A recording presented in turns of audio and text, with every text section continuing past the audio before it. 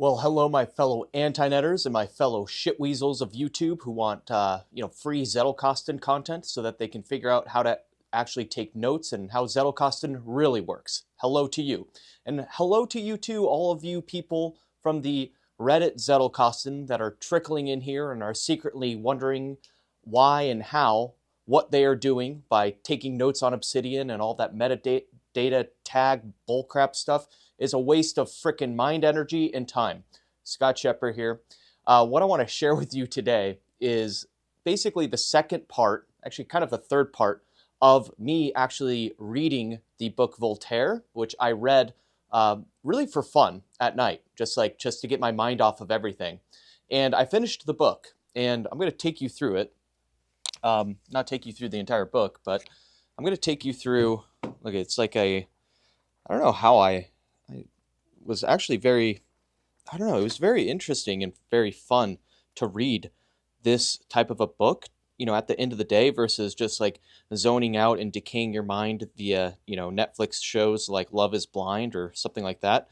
Reading Voltaire and sitting and chilling on a couch or in your reading chair or wherever is so much more enjoyable and relaxing than just decaying your freaking mind on a bunch of drama filled people in Love is Blind. And yeah, I don't really want to talk more about that because I'm indicating that I've actually watched Love is Blind. And yes, season 5 was an absolute bummer. Anyway, all day today I've been writing out by hand essentially an email, something for my people in my incubator that I'm creating, my Right to Freedom incubator that I'm creating. Right to Freedom is essentially my program, my incubator for helping people transform into independent writers, creators, and thinkers, such that they can make a killer multi-six-figure living writing one thing a month, which is what I do. It's been freaking crazy. Look at me, you guys. Like, okay, I'm just kind of ranting right now. Oops, I dropped the microphone thing. I'm ranting right now, but like a year ago, I was making. I'm going to just turn this around to talk. A year ago, let me zoom this out. A year ago, I was just making YouTube videos and writing my book, Anti-Net Zettelkasten. I was just, literally just living off of savings, investments, and all of that stuff. I had a nice little nest egg built up from my previous successes as a performance marketer and advertiser. And so I was like, you know what? Can I actually make money in this teeny tiny niche of Zettelkasten? And I've actually figured out a model where you can make a killer multiple six-figure living writing one thing a month and then spending your days reading, thinking, creating, and serving the people that you enjoy to serve in the teeniest, tiniest market ever, and then teeniest, tiniest niche ever. Like, I'm freaking making more than people with like YouTube audiences of like 300,000 people. And I've got like, maybe like 3,800, I think, subscribers at the time of this recording. And I'm making like $20,000 a month. You can see it on my website. It's crazy. And so anyway, I've been working on that like all year. Like, I want to basically create an army, an alliance of like 1,000 independent writers, creators, and thinkers who want to basically write for themselves and not slave around in slave labor like ghostwriters or freelance writers or any of that other crap. So that's what I've been doing today. So it's like, what time is it right now? Oh, look at this. Check this out. This is freaking awesome. I got a new freaking monitor. It's an overpriced, insanely overpriced. It's a studio display. It's like that Mac Apple studio display instead of this long curved. If you want to buy this, let me know. This long curved Samsung. Well, you probably don't want to buy it anymore because I just kicked the fucking screen. But yeah, I just got this today. It's freaking awesome. It's smaller. I don't need a freaking huge, like, constraints breed creativity. I don't need to use, essentially, I don't need a freaking long, big, massive monitor. So anyway, I'm going to stop freaking rambling on, and I'm actually going to show you what the topic of this video is, and we're going to dive through it. So I created a video a few weeks ago where I showed a walkthrough of actually how to install knowledge using a Zettelkasten. And so this is a bib card, okay? You should know what this is by now. If you don't, then watch one of my other freaking YouTube videos that teach it, or pick up and read Anti-Net Zettelkasten, the best book ever created about Zettelkasten that actually teaches the reality of how it works. Okay, so last time I left off, I left off around here, page 76, okay? So I finished this book. I didn't take a lot of bib notes because I'm not really, writing a book on Voltaire. If I wrote a book on Voltaire, I'd probably have like 5 or 10 bib notes or bib cards containing these bib notes on it. So we're going to go through this now, and I'm going to show you how I actually go through this stuff. So let me swing over my chair over here, and let's do this. So first things first, I'm going to zoom in here so you can kind of see, is if you can see this, the first item is on page 130. It's V, which means vocab. It's factotum, which is an interesting word. So as you guys may have seen, I like to do vocab in a unique manner. I'm going to pull this up here. What I like to do, I'm going to hide some of this stuff, okay, is I'm just going to write the word factotum right here. If you can see this. I'll zoom out a little bit. Write factotum. Then on the back, I'm going to go to the old Merriam-Webster dictionary. Merriam-Webster was an absolute hoe, you guys, okay? But I'm going to go in here and look up factotum. Let's see here. And do you see what's happening? I'm actually spending more time with a word instead of just farting around on my Kindle and highlighting it, or like highlighting something in the digital realm or in Obsidian and then forgetting about it literally in the next 10 minutes. I'm actually investing my life energy, mind energy, into looking this up. So what does this mean? Factotum. It means a person as a servant having numerous or varied duties. Okay? So I'm going to write that down.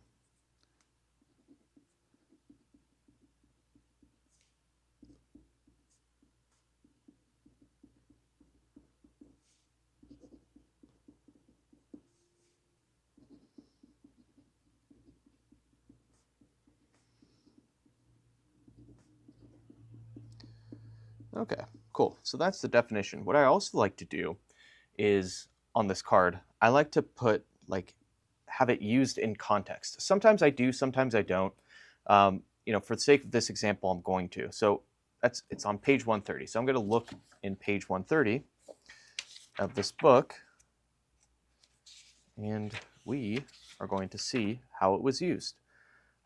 So I did this little dot in the margin just to show it, treating him not just as, so Voltaire soon found wasn't so useful and so helpful that in no time he was calling on him for all kinds of services, treating him not just as his banker and financial representative, but as a general factotum and mail order supplier. Okay, so I'm going to write that down. Treated as a general factotum. I'm going to put dot, dot, dot. Can't really see my hand right now, but I'll show the card to you. Treated as, oh yeah, actually, look, check this out. This thing is a fucking lifesaver right there. This thing is like a book weight thing, so I don't have to frickin' hold things down the whole time. All right, treated as a general factotum. General factotum.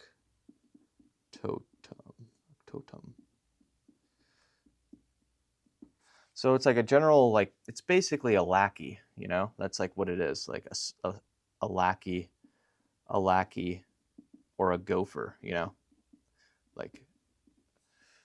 What I'm also going to do is, this is called an XREF. I use these in a red pen, and it has to be a Mont Blanc red pen in order for this to work, okay? So go and blow about $500 of on a Mont Blanc red pen, Egyptian edition, and go and do that. So what I'm going to put here is B in red, B dot, what is the bib code on this? Davidson Voltaire, okay? B dot Davidson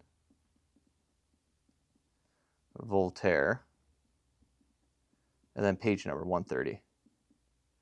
Boom. That way, here's what the card looks like. That way, when I quiz myself on this word, not only can I find the definition, use it in context, I can also go and see where I discovered it from, which also will trigger other memories and things that are useful for me. Okay, so that's the first card. What I'm going to do, I made a video on this called the vocab box or the chaos box. So I'm just going to go in to F, put it in there. I'm kind of reorganizing I'm undoing the chaos that I created in my vocab box by now alphabetizing it so I can start adding words in here. Okay, cool. So that's that. And yeah, if you want to learn more about bib cards and this whole process, just pick up basically my Anti-Net Zettelkasten book. There's a whole section on this, especially the one on knowledge development is great. And bib cards are discussed at length, and I show basically lumens on page 422 and on of the bib cards and how they work. So check that out. Okay, next up, let's see what we got next here. Okay, so now I've processed and installed Factotum. What is this other one? Materialism leads to misery. Lack of publishing leads to depression. 122 days of rejection. So this is an interesting one. Okay, so this is page 206. Let's navigate over there to page 206. Okay, you can see this. Okay, so page 206. Okay.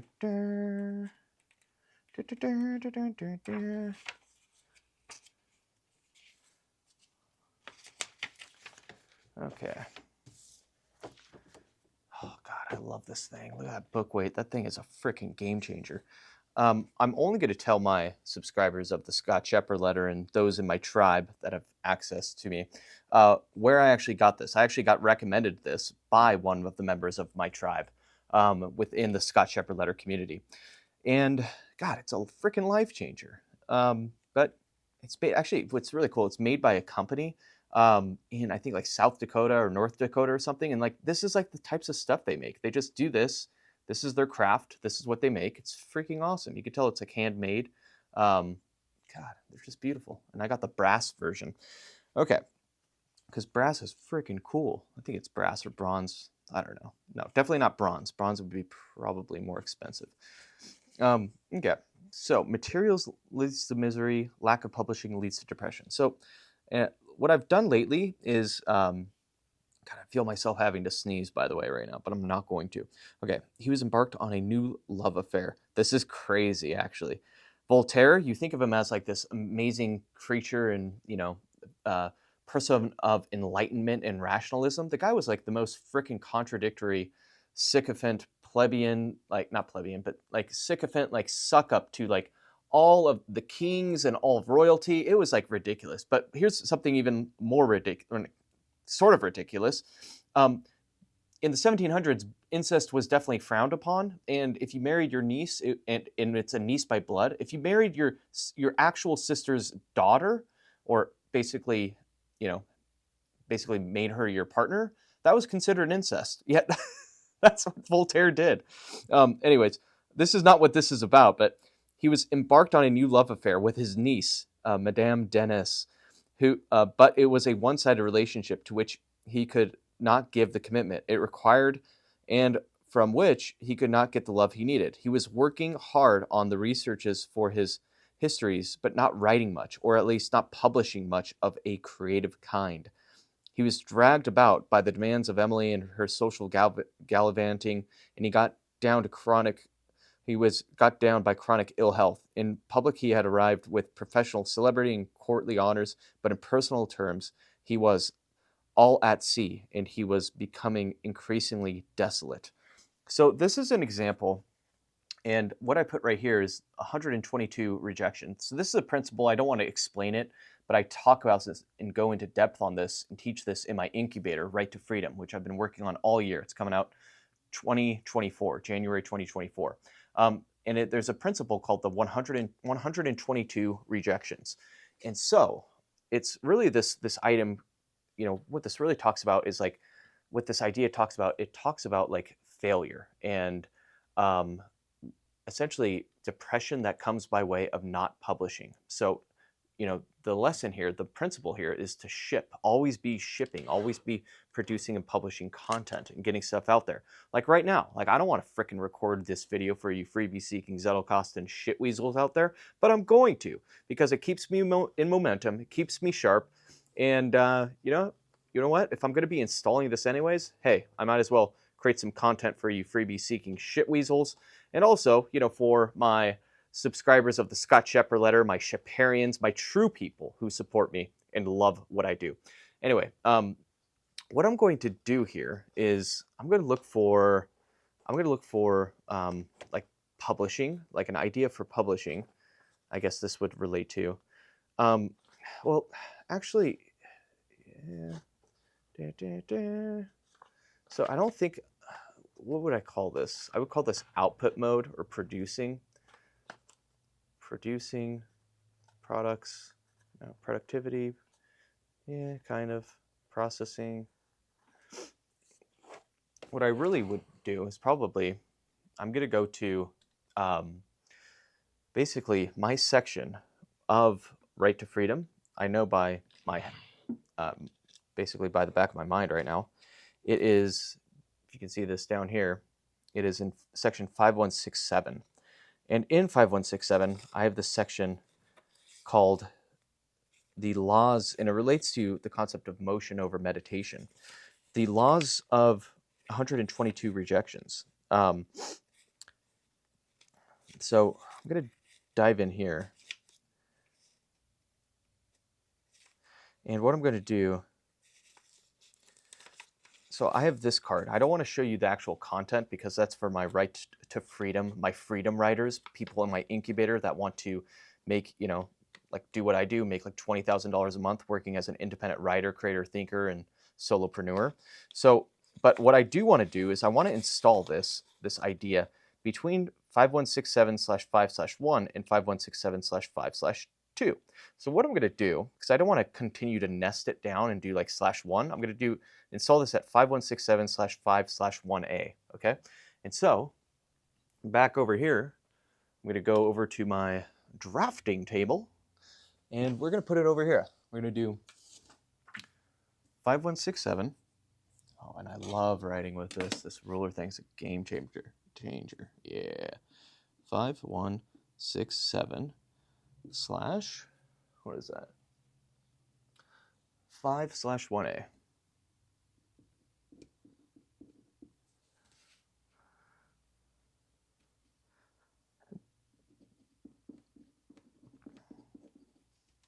I'm going to write, I'm going to show you what I write after I write it. Example.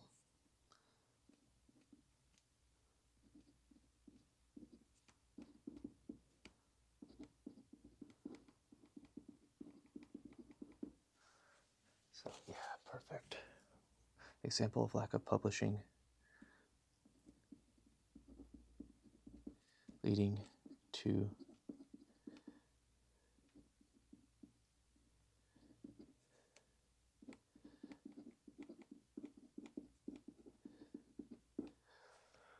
so what I just wrote down, you can see this, let's kind of see, is example of lack of publishing leading to depression, or in parentheses, unhappiness. And I'm going to do like a brief little, basically over here. He was working on his research, but not writing much, or at least not publishing much of creative kind. When Voltaire was, then I'm going to put in quotes, not writing much, or at least, okay, then we put that, or at least not publishing much of a creative kind.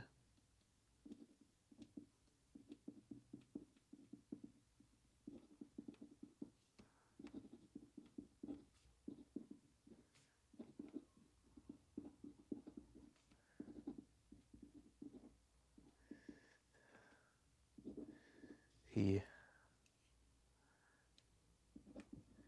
fell to a state of, and I like the word that he used. He used the word desolation.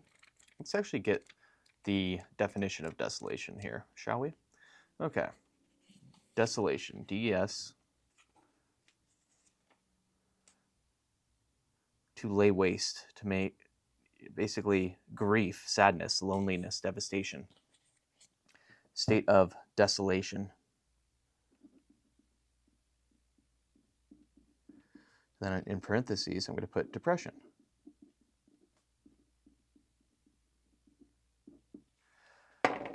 And so I'm also going to put, I like to do this. This is kind of my own thing in convention. It's funny because Luhmann used the same type of convention. He used red letters or red numbers here. Actually, red letters and numbers here. They were actually written in red pencil. But I'm going to put this. This is kind of like a footnote to the card. So I'm going to put 1, then I'm going to put B. What was the bib code there? Was B. Davidson Voltaire. Son Voltaire. Then comma, then the page number, which was 206. Now, I know where it was. So I'm going to take this little piece of knowledge, which is a nugget. So how I think that this will come into play is, just proving the examples of what I teach in Right to Freedom, especially if I turn what I teach in Right to Freedom into a book at some point. This is going to come in handy as just an example. And the reason I actually did this, Luhmann's done this as well. The reason I did this and just right here is I can also add more examples. And then if I want to add more cards behind these examples, it would be 5167/5/1A/1, 2, 3, 4, 5, and expand inwardly, infinitely, which is, another reason why the whole commonplace book tradition, practice, whatever that bullcrap is, commonplace books just suck comparatively to a real, true Zettelkasten, an anti-net Zettelkasten. All right. Let's move on. Okay, so here's an interesting one, is this Leibniz character. He kept coming up. So Leibniz is someone I know because I write about him in my anti-net Zettelkasten book. So, for instance, I'm going to pull up my book. At the very beginning, I talk about like the history of like the anti-net Zettelkasten. And let's see if I can find him. Here he is, actually, right here. This Gottfried, and I mentioned him several other places. He continues to come up, this Gottfried Wilhelm Leibniz, right? So I wrote that down because, and here's the interesting thing. So what I'm going to do is, let me just show you why I wrote it down and extracted it. So I'll just show you this Leibniz guy. Let's see if he's mentioned anywhere else. What's really fascinating about him is he continues to come up, and he had his own type of notebox system, an excerpt system back in the 1646 to 1716. And here's why it's interesting. Here's where the connections really happen, is because in reading Voltaire, which I knew and recognized him because I've wrote his name out so many times by hand. Otherwise I would have, if I created this in Obsidian or some digital app or tool or Tana and some jerk-off tool, I would have completely forgotten about, this character. And now that I've like instantiated and stamped it onto my memory and ingrained it, neuro-imprinted it on my mind, I'm able now, when I read books like this, to like spot patterns and things that I otherwise wouldn't have spotted, right? So, okay, this takes place on page 260, okay? So let's see. This is interesting, okay? So there was this whole controversy between this guy named Maupertuis, which I think was a kind of sort of adversary / intellectual adversary, rival, colleague, pseudo frenemy, I guess you could say, of Voltaire. Taking issue with Maupertuis and claiming the principle of least action has been enunciated long before by Gottfried Leibniz, 1646 to 1716, citing as evidence letters written by Leibniz. I can't, by the way, disclaimer, I don't pronounce for shit. I don't try to. I don't know how to pronounce Leibniz or Leibniz. That's how you say his name. Maupertuis erupted in rage, and when Koenig failed to produce the original letters from Leibniz, Maupertuis convened a plenary session, okay, and on the charge of forgery. Now, here's why this is important. Is you can make an argument. I'm going to put down on this card. What I'm going to do first, though, is I know that, let's see if I can find some history. Let me see what we'll do is I'm going to look through. This is the, I'm going to close this up. So the section that I wrote my book on the Internet Zettelkasten is in this drawer right here. It's a big one. It's a beast. And so what I'm going to do, there's a thing called branch collectives. This is a branch collective. It's a collective of all my links of, so I'm going to look up to see if I can find like the history.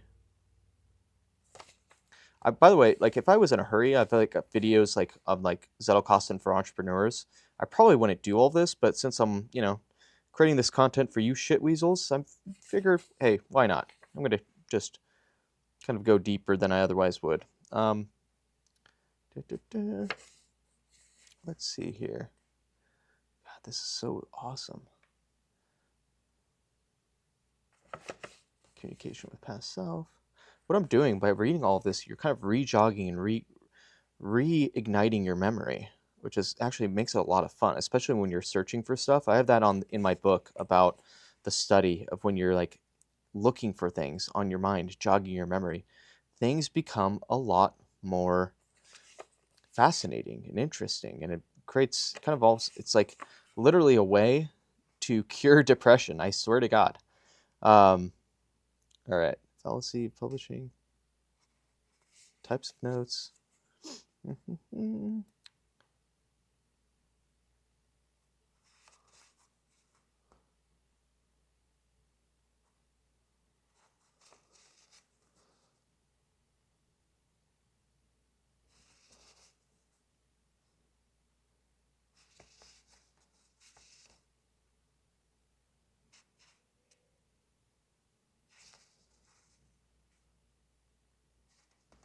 So what I think where to find it, if I wanted to, here's a good way to find it too, is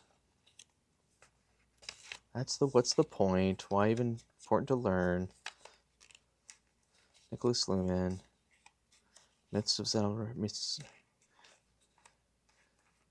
notes as neurons, context memory. Let's see, back here could be where it is. Oh yeah, I remember now. Yeah. Brief history on note-taking infoscience pioneers. So this is probably where it's going to be. Probably 4214/18A. So it's 4214/18A. You see what's also going on while I'm reviewing this? I'll put this down so it doesn't just break. 4214/18A is, yeah, here we go. There he is. That's fascinating. Here are all of the characters. Like that whole section I showed you in my book was essentially developed just from this section right here. So here are some of the characters, right? And then, so a brief historical genealogy of the Internet, perhaps first mentioned in 1548 by Conrad Gessner. George, and then here's the character, right? The Internet's non-electronic completion, according to this Krajewski, was procured by Nicholas Luhmann. Here's another area.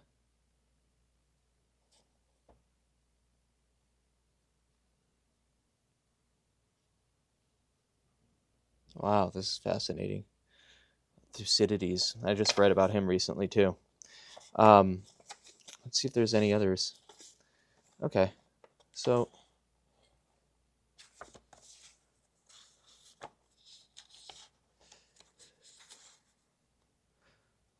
yeah, there's even more mentions of these guys. So what I'll probably do is I'm going to now index it. So I've got 18A. Okay, Wilhelm, and then what I'm going to do is I'll probably put this Wilhelm guy. I'm going to mention him at 18A. So, or this Leibniz, 18A. And here's how I'm going to do this. Is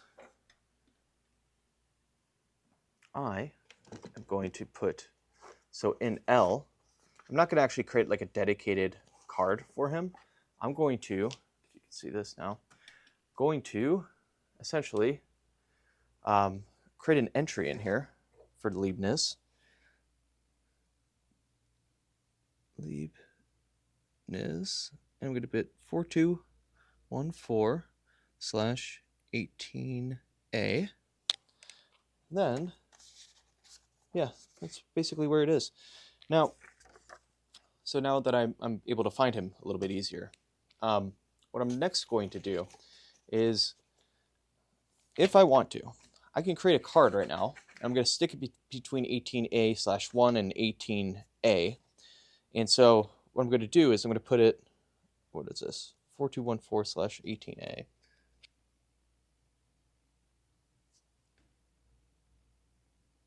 /0. So Leibniz.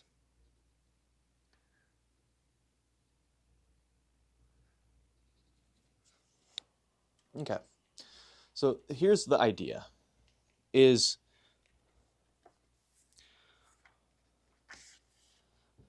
one of the benefits of actually recording your own notes, this is the idea,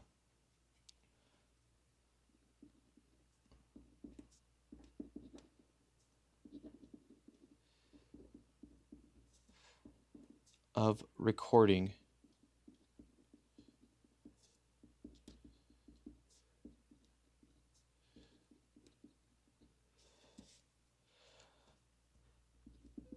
is that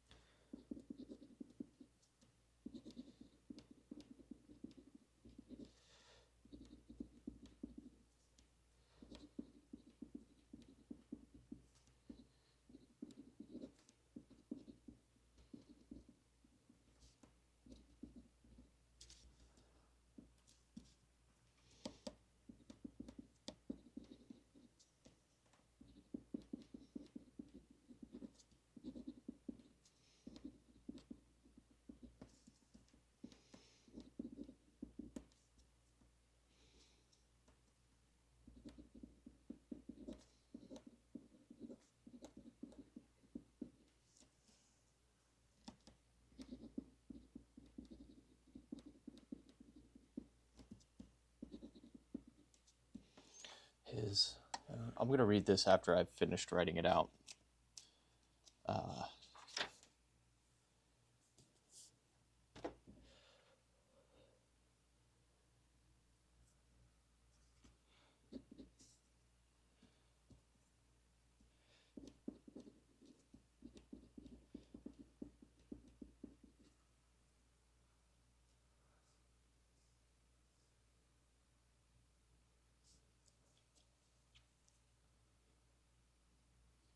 The principle of least action.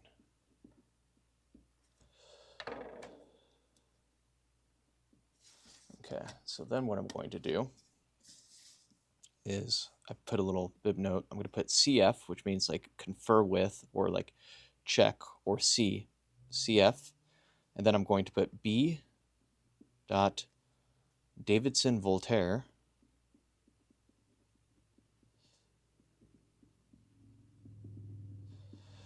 comma, and then this was really page 260. So 260. Okay, now I'm going to show you what I wrote.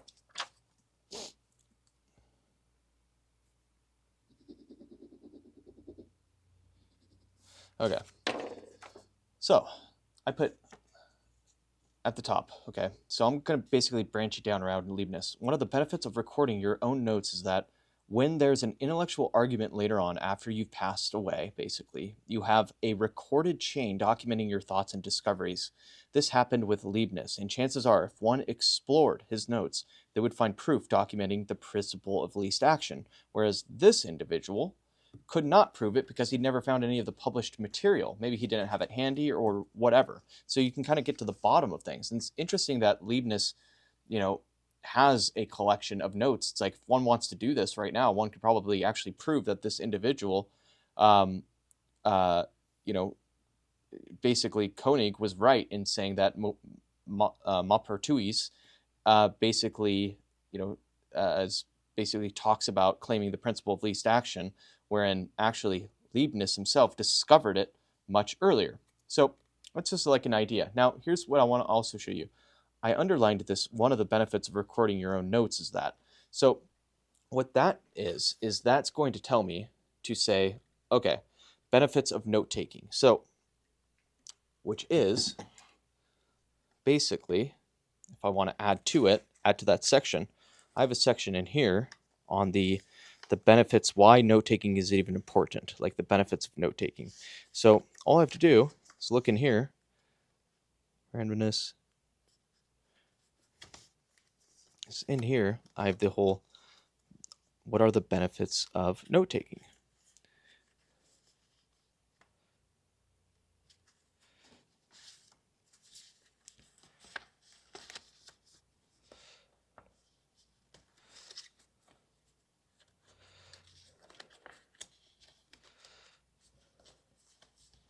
Why notes? Why note taking?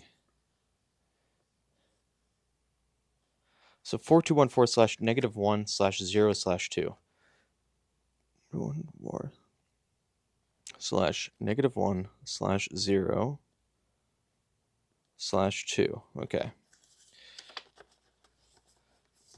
Here's like basically my whole section on benefits of note taking.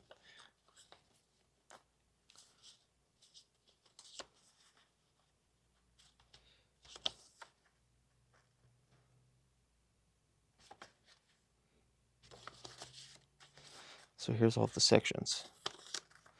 So what I will do is I'm going to create something called a hop link card. And you know this, I talk about this yeah,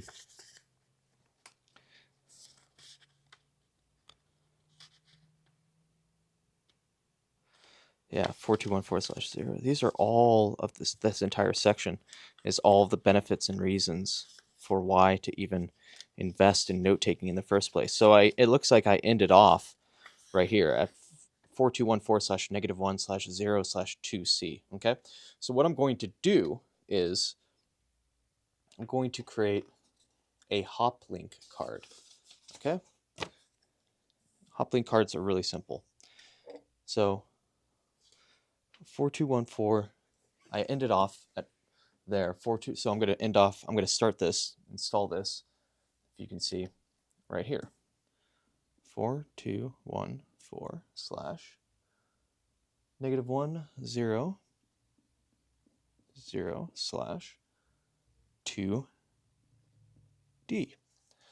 And then, this is another reason, is it documents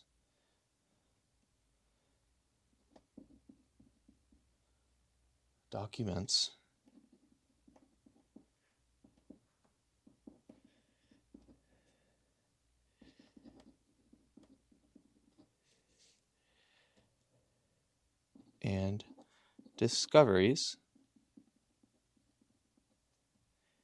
in case of dispute after you die. Weird. For more, see. And what I like to do for my hoplink cards, I like to do it in green. You guys may have seen me do this before, but it just stands out more. So what I'm going to then do is I'm going to link to this 4214/18A/0. So 4214/18A/0. Okay. So now I've kind of linked two disparate locations within my antinet within this context. I'm going to install this one where I ended off, right, about the reasons why, note taking is important. So we're going to install that right there. And then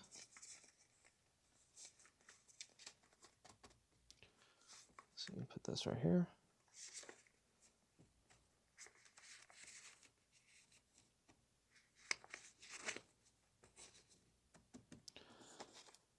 What is this brief history of note taking? Oh yeah, okay. So -900/12.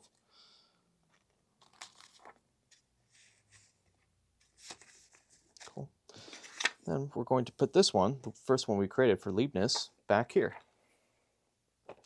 And now we have 18A, between 18A and 18A/0, we have this, which packs that up and makes that even more valuable of like examples and Leibniz, because we can like go down, if we talk about Leibniz, go down and provide even more context that came from the frickin' random book reading about Voltaire. Isn't that crazy? Yeah, that's how you get these crazy killer ideas that Luhmann, seem to like come up with all of these crazy connections. And guess what? It's because he used and did this Zettelkasten the analog way, the true way, the deliberate way. Really no shortcuts. You can't just, jerk around on Obsidian and fart around in the Obsidian forums all day with plugins and all that stuff, or on Tana Inc. or Logseek or whatever, and expect to actually have breakthrough ideas and something, worth anything. So, okay. I'm now going to pull up this one. So on page 272, we've got the word moribund. Let's see what that is.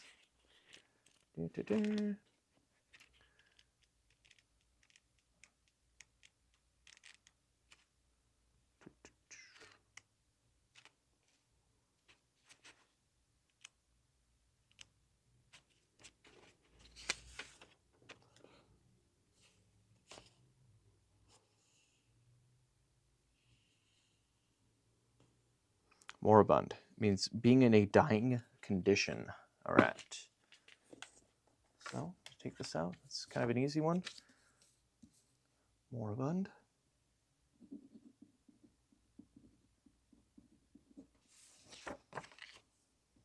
I was going to say that's what I thought it was going to be, because mort and mortuary, it's like the root word for death. Even mortgage is like dead debt. That's where that comes from, mort. Okay, so moribund is, let's just get the proper definition here.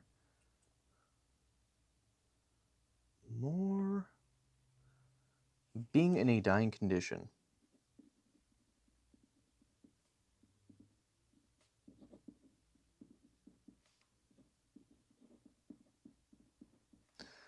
Then let's look up, how was that actually used? 272.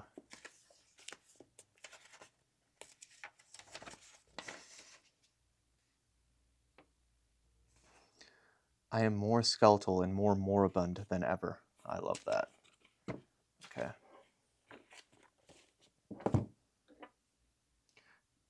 I am more skeletal and more moribund than ever. And before I use it, like in everyday practice, I'd probably look it up, like look up the pronunciation. But yeah, it gives you a new word of the day. Like, look at, there's our president. He looks more skeletal and more moribund than ever, you know? And yeah, that's a fantastic word. Now I can start using that. M. Davidson Voltaire.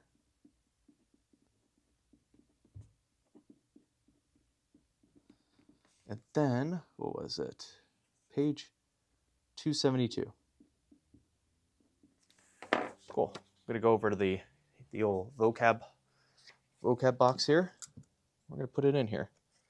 It's hard to do two things. Do this shit with one hand. Okay. Okay, so I haven't ordered that. Put it in there. Done. Installed. Next. Okay. Happiness defined. Let's look up this one. This is an interesting one. What's interesting is during the Enlightenment, like Voltaire's real, true, like wife before he started banging his niece was Châtelet, Emily Châtelet, who was really interested back in the like 1700s. There was like this whole movement around what is happiness. People finally actually start to question and try to figure that out. So let's see what. So he wrote, "To have pleasure, you need a bit of passion, a great and interesting purpose, a determined desire to learn, which occupies the soul continuously. It is difficult to find, and it does not come without effort." So I'll probably put this. This could be in like happiness or pleasure. They're not necessarily the same thing. So what I would probably do is, since it relates more to pleasure, I want to see if I have this even in my index here. The word pleasure. Let's find out.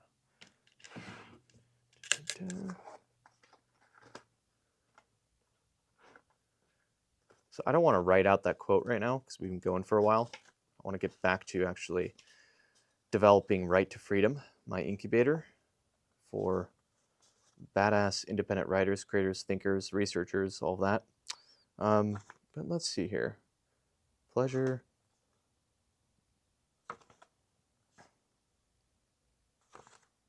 Okay. What I am going to do, I'm going to create a dedicated key term index card. You can find that in the chapter on index in my book. A key term index card. Okay, so what we're going to do, PL, I'm going to put it right there, is we're going to create a key term index card for this. So we're going to put pleasure.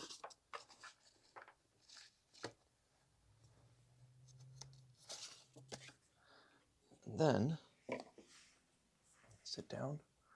So I'm going to put pleasure right here.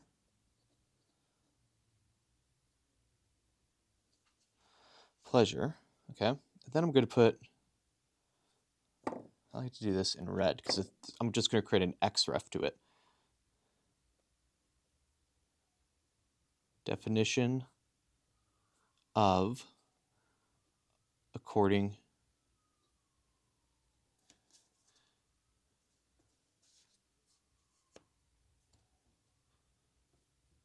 to Voltaire. And then I'm going to put B. Davidson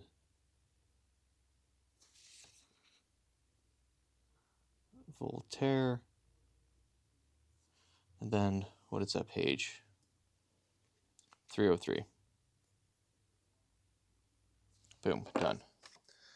What I'm also going to do is, so now I'm going to file this pleasure guy right here. What I'm also going to do is, I probably have happiness, so I'm going to create an index link. Okay, so yeah, I have happiness. It's like all over the place. You know, all that stuff. So what I'm going to do with happiness, I'm going to put this little, this is called an association, or key term association. An index link is, I usually do this, I'll do this in like green pen, and I'll put like C also, and then quotes pleasure, if I can spell it.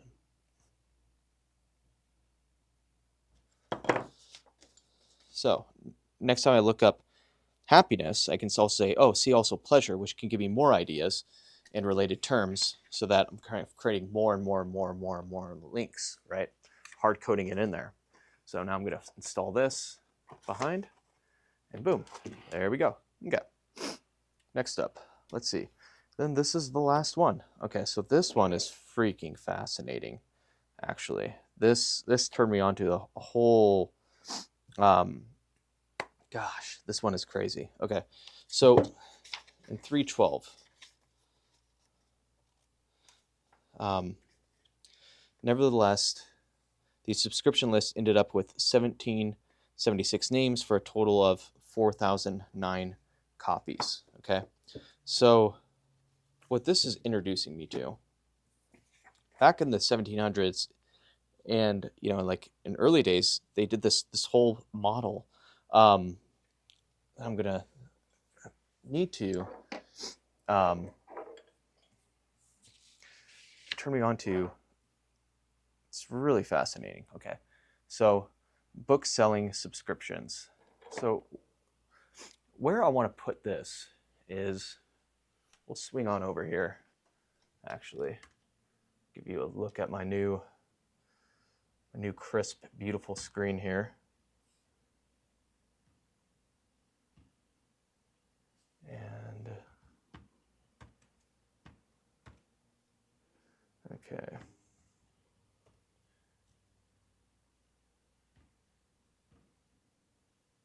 Close out this bullshit. Okay. Okay.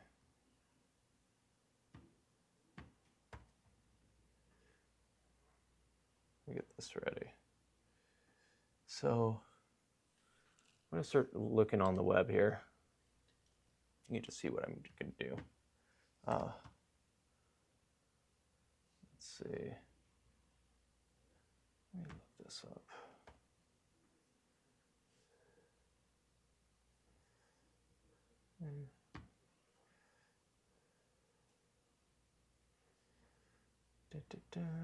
We're gonna go over here to Google, the old Google here. We're gonna say book selling. Oh yeah, this is how I found it yesterday. Book subscriptions in the 19th. So there's this whole thing called publication by subscription. It's really fascinating. So what this has kind of turned me on to, like the overall idea that this is triggering in my mind is, with writers today, they're just freaking dead broke and independent writers, and you're either slaving away as a ghostwriter, freelance writer, or whatever, right? And I've stumbled upon a model, and there's a lot to it. Like what I do seems simple, but there's like a lot to it, positioning, all of that stuff. But I've stumbled onto a model that kind of like reminds me of what Voltaire used and what they used back in the day, especially with physical knowledge products. So this is called publication by subscription. So this is what this field is, publication by subscription. So I'm going to write it down.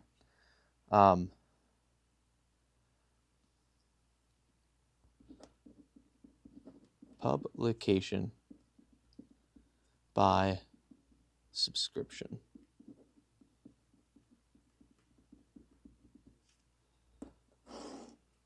I'm going to create like a little xref here. So CB dot Davidson Voltaire, then page 312.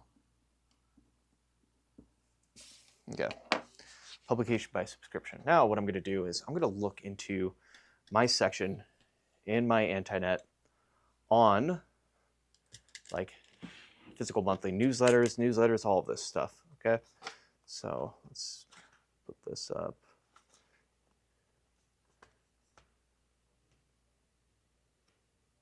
That's really fascinating.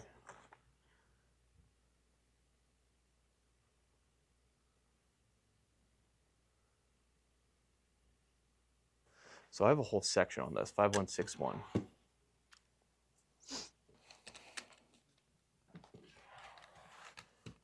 Actually, it's down here. I'll zoom this down so you can see it.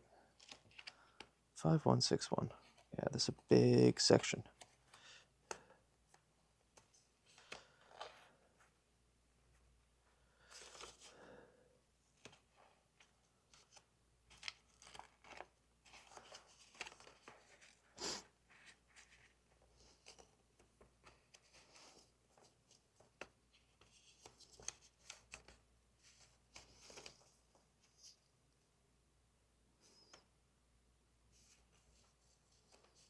Okay.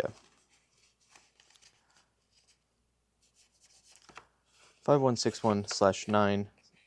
I'm going to put this as 5161/10. Okay. So that's where I'm going to install this. 5161/10. Okay. And I'm just going to put, I don't know if you can see this. Okay.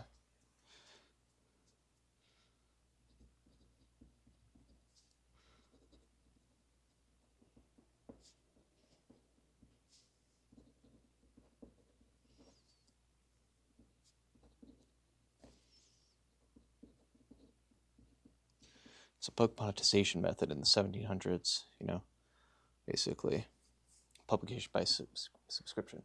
So 5161/10.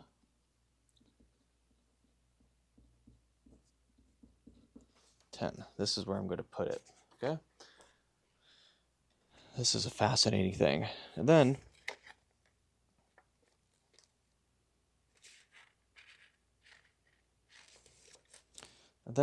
I'm also going to put like an entry in here, a publication by subscription.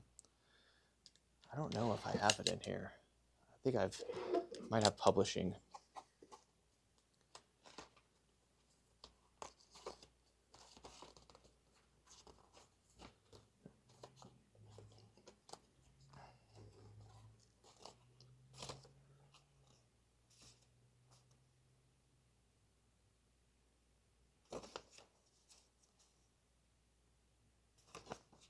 So what I'm going to do, I'm going to also create a key term index card for this. So let's see here.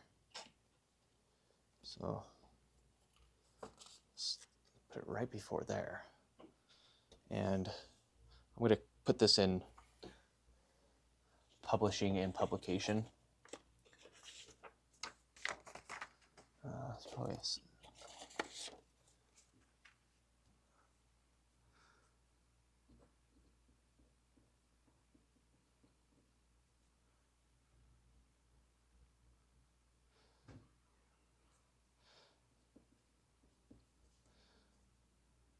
put publishing.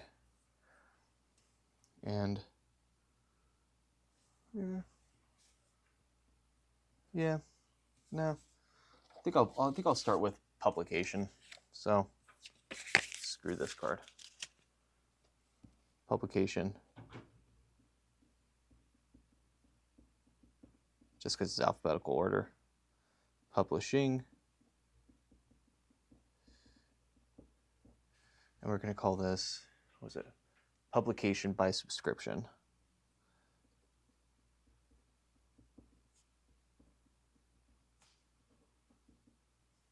Let's see this.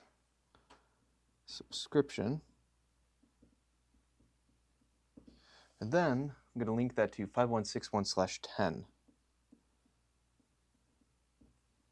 So that if and when I want to develop that thought and knowledge more, it's going to fall under 5161/10. Okay? So we don't really care about like this whole it's so funny when people get started, they get so hung up on the I almost put it there because I wasn't paying attention.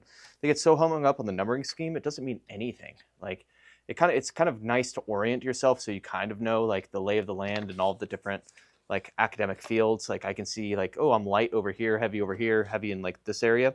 But it's like, it's so funny how people just like, they get started. I used to as well, like when I first got started, but then when I started like using it more and more, I stopped caring. But like people think that there's like some magic to this whole numbering scheme and like the category system.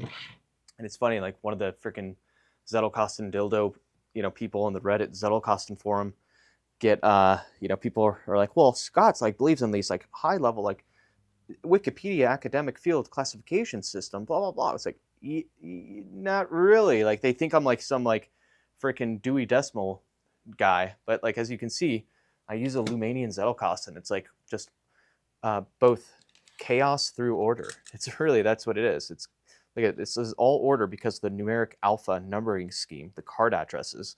But it's, that's order, but it's like chaos. It's chaos through these fundamental units of order, which mirrors nature, by the way. It's like You know, you have the atomic law, the atomic principle, you know, of this very simple principles, but out of that we have like the chaos that we find in the world today, in nature today. So that's kind of how it's built out. All right, so anyway, I have finished reading Voltaire. It was a really good book. I'm going to go over here. I'm going to actually close this up. I'm going to put it on my shelf. Yet another book installed into the mind of Scott P. Shepper, attorney at law. And there we go. There's Voltaire. It's red. I'm going to take this and in Davidson Voltaire, I'm going to install it in my bib box here. So let's see, what do we got here? DAV. Okay, so that's where it goes. It goes right here. So anytime I want to refresh on the entire book and, you know, what are the important points that I read in it, all I have to do is pull out this bib card right here and gain a little refresher. That's it. All right, folks. Hopefully that taught you something about using an anti-net Zettelkasten, and hope you enjoyed going through this video. Peace and love, and always remember to stay crispy, my friend.